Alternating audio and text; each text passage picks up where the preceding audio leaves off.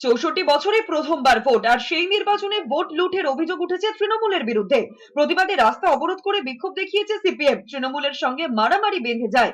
জানা গিয়েছে, Konnagar Nabagram people's cooperative লিমিটেডের নির্বাচন ঘিরে সকাল থেকে উত্তেজনা ছিল এলাকার। ৫৬ আসনের জন্য নবগ্রামের ৩টি স্কুলে ভোট গ্রহণ হয়। বামেরা সব আসনে প্রার্থী দেয় তৃণমূলের বিরুদ্ধে। বামেদের অভিযোগ, ভোটারদের বুথে ঢুকতেই দেওয়া হয়নি, দেদার ছাপ্পা মেরেছে তৃণমূল। পুলিশ মোতায়েন থাকলেও কোনো অভিযোগই শোনেনি। এরপরই রাস্তা অবরোধ করে বিক্ষোভ দেখায় বামেরা। সেখানেই তৃণমূলের সঙ্গে মারামারি বেঁধে যায়।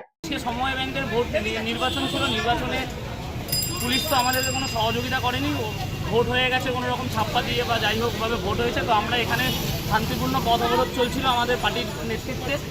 সেখানে একটা উচ্ছৃঙ্খল পরিস্থিতির সৃষ্টি হয়।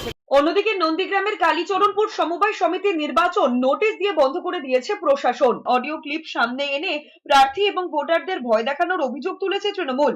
পাল্টা বিজেপির অভিযোগ, হেরে যাওয়ার ভয় পুলিশকে দিয়ে ভোট বন্ধ করানো হয়েছে।